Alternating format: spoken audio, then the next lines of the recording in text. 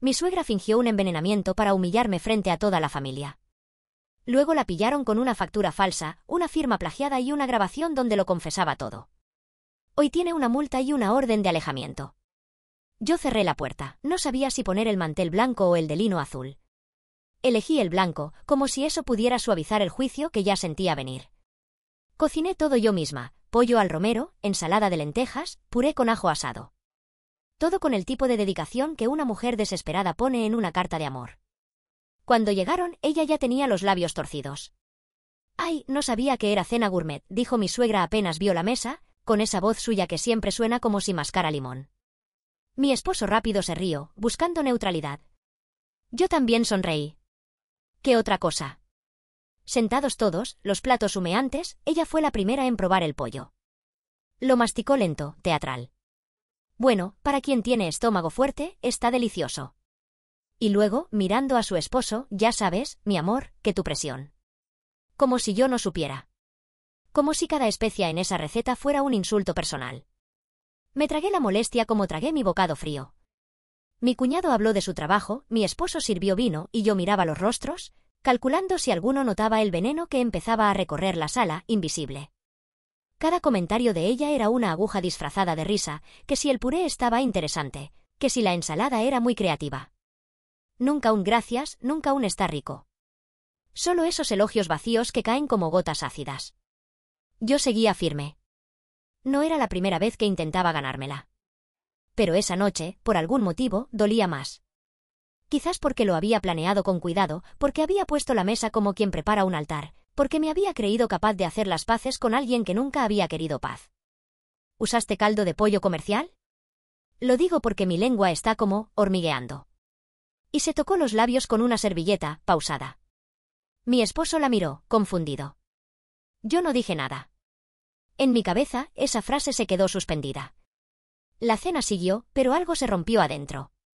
Lo supe cuando noté que ya no masticaba, solo movía la comida con el tenedor. Cerré la velada con un postre sencillo. Nadie quiso repetir. Mi suegra dijo que estaba llena. Y yo, sentada con la sonrisa puesta, comprendí que esa cena no había sido una oferta de paz, sino una declaración de guerra silenciosa. Ella la inició. Yo, sin saberlo, ya la estaba peleando. No habían pasado ni 10 minutos desde que se cerró la puerta. Las copas aún tenían vino, y los platos con sobras seguían en la mesa cuando la oí desde la sala. Un gemido ahogado, como el que se da al recibir una mala noticia. Fui con calma, los pasos medidos, pero por dentro ya sentía ese temblor que precede al escándalo. Estaba en el sofá, recostada, una mano en el pecho, otra colgando dramáticamente. «Me siento rara», murmuró, y mi suegro se inclinó de inmediato, alarmado. «¿Te duele algo?» Ella no respondió. Cerró los ojos y dejó que la cabeza cayera hacia un lado, como si se apagara en cámara lenta. Mi esposo corrió a buscar un vaso de agua. Yo me quedé paralizada, viendo cómo el aire cambiaba. «Creo que fue la comida», soltó entonces, apenas un hilo de voz. Algo me cayó muy mal. Y con eso bastó.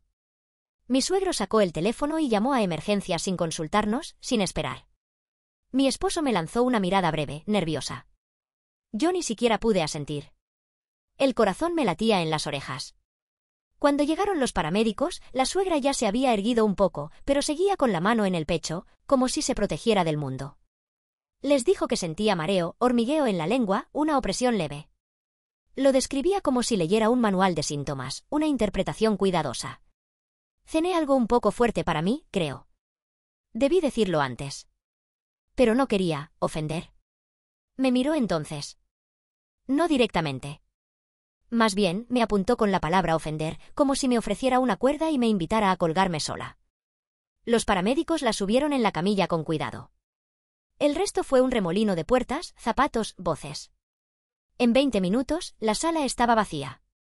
En el hospital, nadie decía mucho. Yo estaba sentada en una silla de plástico junto a mi esposo. Él no dejaba de mover una pierna. Mi suegro caminaba de un lado a otro. Y luego salió ella, en silla de ruedas, acompañada por una enfermera. Llevaba una expresión de mártir rescatada. El médico dijo que pudo haber sido una reacción leve a algo en la comida. No es grave. Pero claro, cada cuerpo es diferente. Yo no dije nada. No había palabras para lo que sentía. Solo podía mirar cómo tejía la narrativa, hilo por hilo, delante de todos. Cómo ponía la duda en el aire con la delicadeza de una florista armando un ramo para un funeral. Y fue entonces que lo entendí. No solo estaba enferma, estaba actuando. Y el escenario era mi vida. Llegó por correo. Un sobre blanco sin remitente, con mi nombre escrito a mano, como si viniera de parte de un vecino amable o un pariente olvidado. Dentro, una hoja impresa con sellos, números, columnas. Una factura médica. A primera vista, parecía real, encabezado de clínica, logo borroso, monto detallado. Pero bastaron 30 segundos para que algo me chirriara. Evaluación por intoxicación alimentaria. Observación nocturna. Gastos no cubiertos por el seguro, $1,342. No había nota, ni firma personal. Solo una postdata escrita a mano en el reverso, como esto no lo cubre el seguro de mamá, te agradeceríamos el reintegro. No queremos hacer más ruido con esto. Gracias. Y luego, entre paréntesis, podés depositarlo a la cuenta de siempre. Me quedé helada, la hoja temblando entre los dedos. No por el dinero, sino por el descaro. Mi suegra no solo había fingido una reacción. Ahora me estaba cobrando por ella. Lo primero que me llamó la atención fue el nombre, mal escrito. Un solo apellido, cuando ella siempre firmaba con los dos. Luego, el sello del hospital. Desalineado, como si lo hubieran escaneado y pegado sin cuidado. La fecha tampoco cuadraba, indicaba ingreso a las 9:10, pero la ambulancia llegó a las 8:40. Yo misma había mirado el reloj mientras se la llevaban. Guardé el papel en una carpeta y le escribí a mi esposo un mensaje neutral, llegó algo extraño de tu madre. Hablamos más tarde. No quería acusar. Aún no. Necesitaba pruebas, no intuiciones. Pasé la tarde en la computadora. Comparé documentos, visité el sitio web del hospital, busqué ejemplos de sus formularios oficiales. Nada coincidía del todo. El formato, la tipografía, incluso el color del sello. Todo parecía imitación. Una copia hecha con miedo. O con prisa. Y entonces vi la firma, Dra. M. Espinoza. La busqué. No existía en la lista de profesionales del centro médico. Encontré una firma igual, idéntica, en un sitio de plantillas legales. Gratis. Para prácticas de falsificación de documentos. Me tomó 3 clics. Sentí el estómago apretarse. No de rabia. De decepción. La factura era falsa. Y eso ya no era solo teatro. Era un crimen, aunque vestía de papel. Me senté en la mesa, la hoja delante. Por primera vez desde aquella cena, sentí claridad. Lo que ella había iniciado como un capricho, una forma de castigo disfrazado de debilidad, había cruzado una línea. Y no había vuelta atrás. Esa noche no dormí bien. Pero ya no por miedo. Dormí poco porque mi cabeza planeaba. Porque por fin tenía algo en que apoyarme. Porque la guerra silenciosa se había vuelto visible. Y yo ya no pensaba callarme. Llamé al hospital un martes por la mañana, con la voz templada y los nervios envueltos en papel de regalo. Soy la nuera de una paciente que estuvo internada el sábado por la noche. Recibí una factura y tengo algunas dudas. La recepcionista fue amable, pero firme, no podían darme información sin autorización de la paciente. Lo entendía. Colgué, fingiendo calma. No necesitaba una confirmación verbal. Necesitaba pruebas. Así que usé otro camino. Escribí un correo formal, pidiendo una copia oficial del informe de atención médica a nombre de mi suegra, como si fuera para mis propios registros. Adjunté su nombre completo, fecha de ingreso y número de expediente, que ella misma había dejado a la vista en una foto de WhatsApp semanas atrás. Una pequeña trampa, pero necesaria. Lo mandé y esperé. 3 días después, llegó la respuesta. Un PDF adjunto. El documento real. Oficial. Con firma, sello y los detalles correctos. No coincidía con la factura que ella me había enviado. El formato era distinto. El diagnóstico decía, malestar general sin origen específico. El monto, 0. Atención cubierta por el seguro integral. La fecha de ingreso, la hora, incluso el médico tratante eran otros. Y lo más evidente, la firma. Dra. Jimena O. Torres, no M. Espinoza. Una firma clara, con rúbrica digital verificada. Nada que ver con la imagen borrosa que venía en la hoja falsa. Entonces hice la prueba definitiva, subí la firma que mi suegra había usado a un buscador inverso de imágenes. En segundos, apareció el sitio. Una página de recursos gratuitos para prácticas de diseño. La misma firma, el mismo trazo, el mismo nombre ficticio. Ahí estaba. Plantilla número 7, firma de doctora genérica. Se me heló la espalda. No era una equivocación. No era una confusión. Era un montaje deliberado. Imprimí ambas copias, las puse una junto a otra. Las diferencias gritaban. Y sin embargo, si no hubiera dudado, si no hubiera mirado entre líneas, podría haber pasado como verdad. Guardé todo en una carpeta azul. Le escribí a una amiga que trabaja como abogada, solo con una pregunta: ¿podemos hablar? Esa noche, mientras lavaba los platos, me vi en el reflejo de la ventana. Parecía tranquila. Pero algo en mis ojos había cambiado. Ella quiso asustarme. Quiso humillarme. Quiso cobrarme por una obra que ella misma dirigió. Pero cometió un error fatal. Dejó huellas. Y yo, esta vez, estaba dispuesta a seguirlas hasta el final. Cuando llegué a su estudio, Laura ya me esperaba con café. No dijo nada mientras abría la carpeta que le entregué. Solo leyó, comparó, marcó. Yo hablaba poco. Solo lo esencial. Ya no necesitaba convencer a nadie. Los papeles hablaban por mí. Puse delante de ella la factura falsa, el documento oficial del hospital, las capturas de pantalla del sitio donde encontré la firma plagiada. También incluí el mensaje de mi suegra, ese tono pasivo-agresivo disfrazado de cortesía. No queremos hacer más ruido con esto. Ella sí quería. Solo que esperaba que yo me callara para poder decirlo a su manera. Laura me miró al terminar de leer. Sus palabras fueron precisas, sin adorno: esto se llama falsificación documental. Y esto otro, lo que ella intenta con esta nota manuscrita, se llama extorsión. Se quedó un segundo en silencio, luego añadió: y todo el escenario en el que te deja como responsable de una intoxicación que nunca existió, es difamación. Yo asentí. No era sorpresa. Solo era la confirmación que necesitaba. No tienes que denunciar si no quieres, dijo. Pero si decides hacerlo, tienes base para 3 cargos penales. 3. Como las veces que ella me humilló en una sola noche. 3, como los platos que preparé con tanto cuidado. 3, como las veces que me pregunté si todo esto no sería una exageración mía. Laura me explicó los pasos. La denuncia debía ir acompañada de una declaración firmada, copias de los documentos, un peritaje simple del contenido gráfico si queríamos reforzar la autenticidad de la falsificación. Todo eso lo podía coordinar. Lo que necesitaba de mí era claridad. ¿Estás segura de querer seguir adelante?, preguntó. Lo dijo como amiga, no como abogada. No respondí de inmediato. Pensé en la cena. En los labios de mi suegra diciendo que su lengua hormigueaba. Pensé en el sofá, en su desmayo de opereta. En la factura. En la mentira pegada con cinta adhesiva.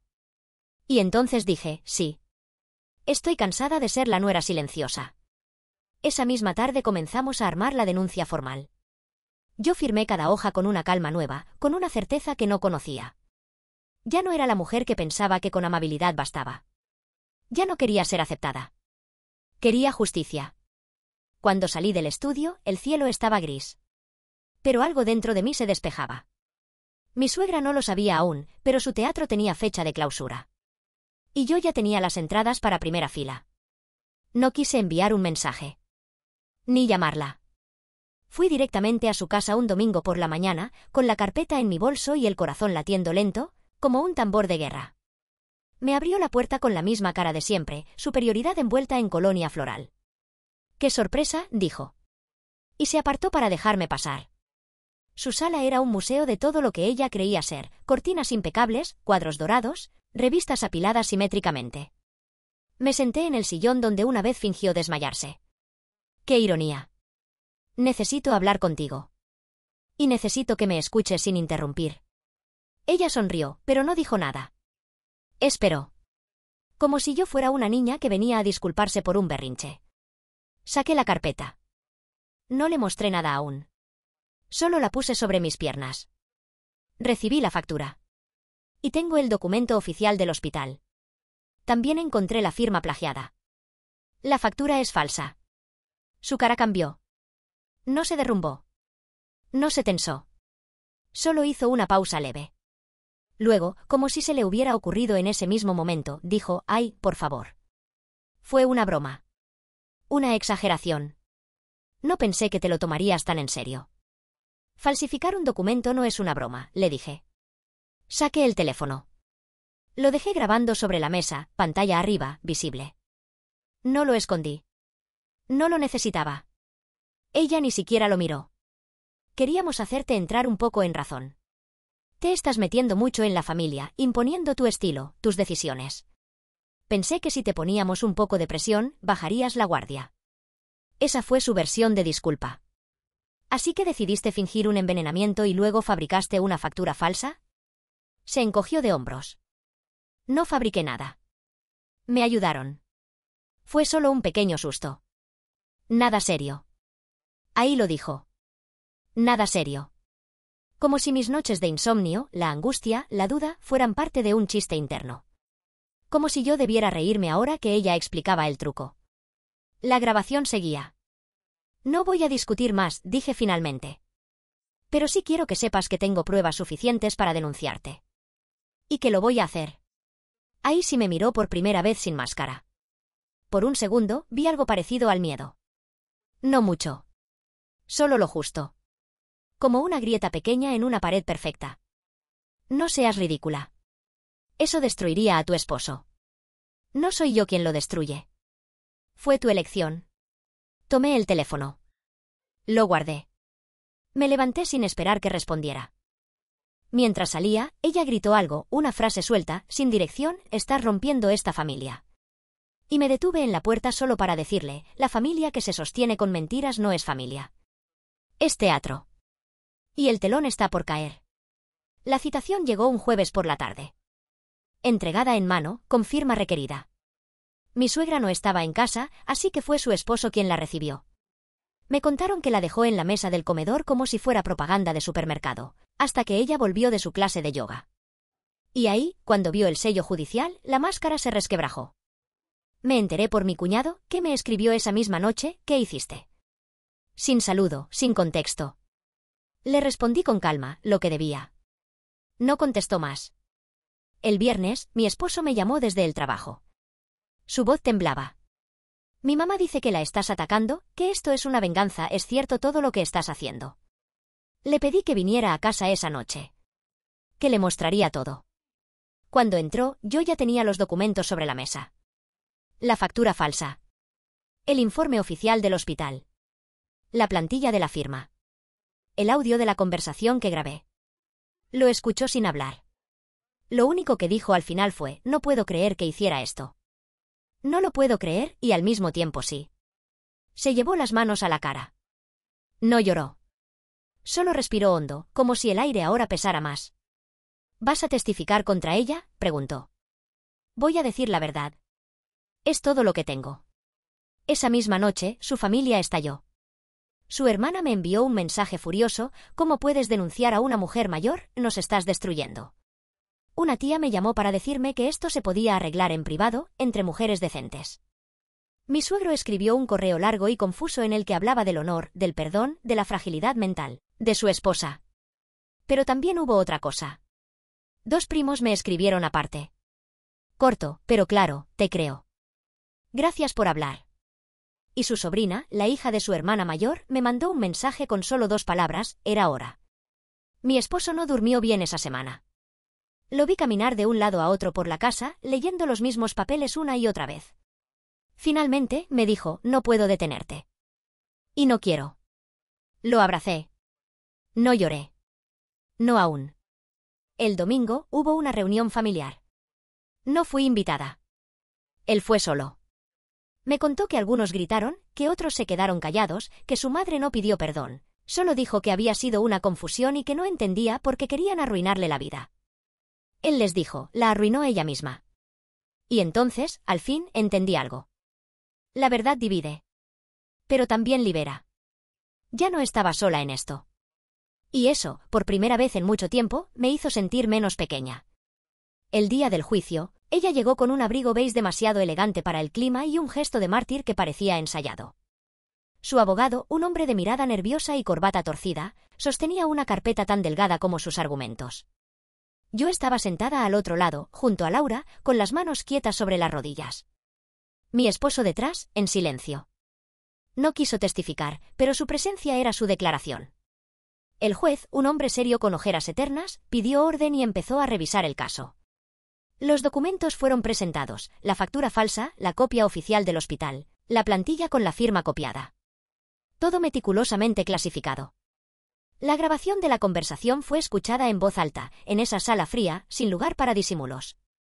La suegra intentó interrumpir varias veces, hasta que el juez la silenció con un gesto. Su defensa fue débil. Insistieron en que todo había sido una mala interpretación, que no hubo intención de daño, que ella no es experta en documentos. Incluso trataron de decir que fue una forma torpe de exigir una disculpa por haberse sentido maltratada en la cena.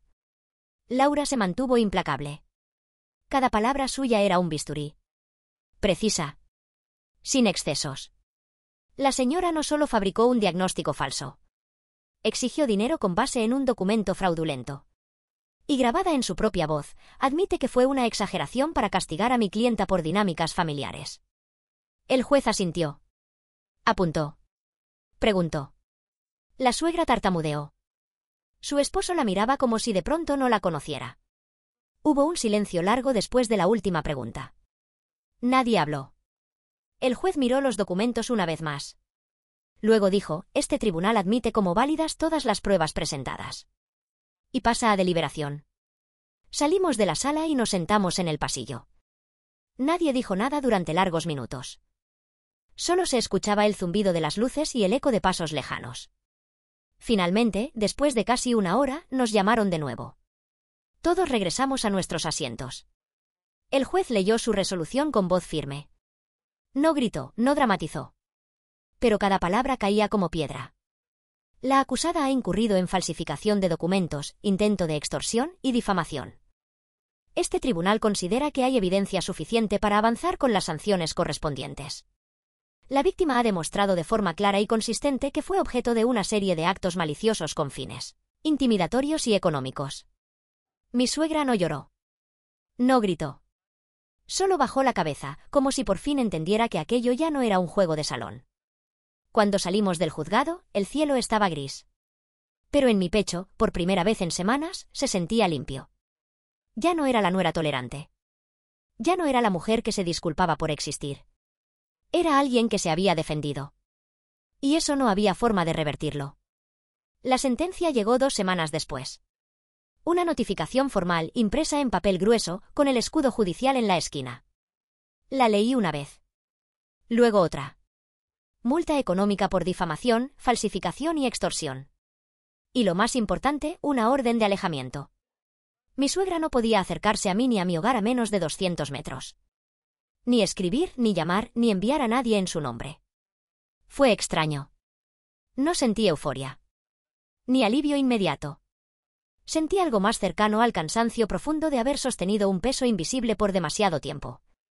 El papel en mis manos era la prueba de que no me lo había imaginado todo. De que no había sido una exagerada. De que tenía razón. Mi esposo no habló al leerlo. Solo me abrazó. Lento, sin palabras. Como si algo en él también se hubiera quebrado definitivamente. Días después, tomamos una decisión, mudarnos.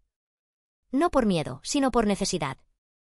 Nuestro edificio, nuestra calle, incluso las paredes de la cocina donde ella una vez dijo que su lengua hormigueaba, todo tenía un eco de esa historia. Y ya no queríamos vivir dentro de sus fantasmas. Empacamos con cuidado. Guardamos lo que valía, tiramos lo que no. Mi esposo pidió una licencia temporal. Yo cerré mi agenda por unas semanas. Necesitábamos resetearnos. La familia de él estalló en fragmentos. Algunos se volcaron contra mí, diciendo que una buena nuera no lleva a juicio a la madre de su esposo. Otros, en cambio, me escribieron mensajes cortos, solidarios. Gracias por no callarte. Lo vimos durante años, pero nadie decía nada. Las divisiones eran irreparables. En la última tarde antes de irnos, me senté sola en la cocina vacía. Miré por la ventana y recordé la primera vez que los invité a cenar. Yo creyendo que podía gustarle, que si cocinaba con amor ella lo sentiría. ¡Qué ingenuidad tan dulce! Ese día, me dije adiós a mí misma. A la versión de mí que pedía permiso para existir. A la mujer que ponía manteles blancos esperando aprobación. El camión de mudanza llegó temprano al día siguiente. Cerramos la puerta sin mirar atrás. Ahora vivimos en una casa más pequeña, pero más nuestra. No hay visitas inesperadas. No hay comentarios pasivo-agresivos en la mesa. No hay teatro. A veces me duele que la familia se haya roto. Pero más me duele pensar cuánto tiempo fingí que eso era una familia. Hoy no tengo suegra. Pero tengo paz. Y después de todo esto, la paz ya no me parece un lujo. Me parece justicia.